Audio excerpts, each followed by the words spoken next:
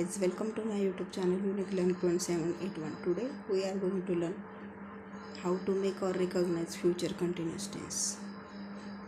Future continuous tense म्हणजे चालू भविष्यकाळाचं वाक्य कसं तयार करायचं किंवा कसं ओळखायचं हे आज शिकणार आहोत. So let start.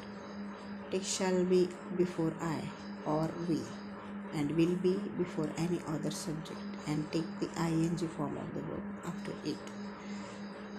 वाक्य तयार करताना फ्युचर कंटिन्यूस टेन्स चालू भविष्यकाळाचं वाक्य तयार करताना काय करायचं की शॅल बी कुठं वापरायचं आय किंवा वी याच्या पुढे शॅल बी आणि विल बी कुठं वापरायचं तर एनी अदर सब्जेक्ट म्हणजे इतर कोणत्याही सब्जेक्ट पुढे विल बी वापरायचं. फक्त आय आणि वीच्या पुढे शॅल बी वापरायचं आणि first form of the verb आणि त्यानंतर first form of the verb त्याला आय एन जी प्रत्यय लावलेला असावं. असं वाक्य हे फ्युचर कंटिन्यूस टेन्स म्हणजे चालू भविष्यकाळाचं वाक्य आहे हे सिद्ध होतं.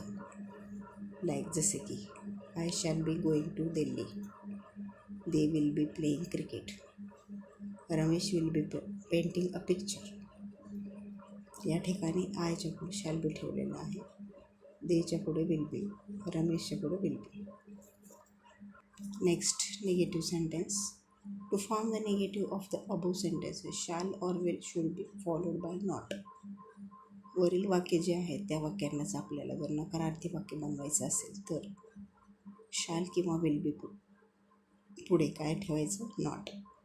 शॅल और विल बी ह्यांच्या पुढे नॉट ठेवल्यास नकारार्थी वाक्य बनतात. लाईक जसे की they will not be playing cricket.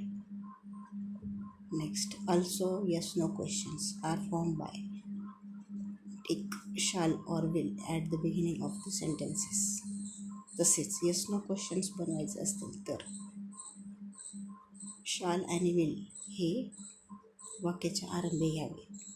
त्यामुळे काय होतं यस नो क्वेश्चन्स तयार होतात. लाईक जसे की will they be playing cricket.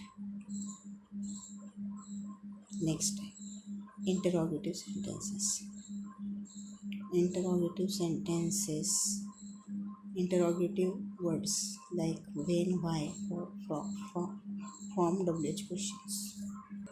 इंटरॉगेटिव्ह words म्हणजेच की प्रश्नवाचक जे शब्द आहेत त्या जसे की when, why, where, how, when असे जे प्रश्नवाचक शब्द आहेत इंटरॉगेटिव्ह वर्ड्स.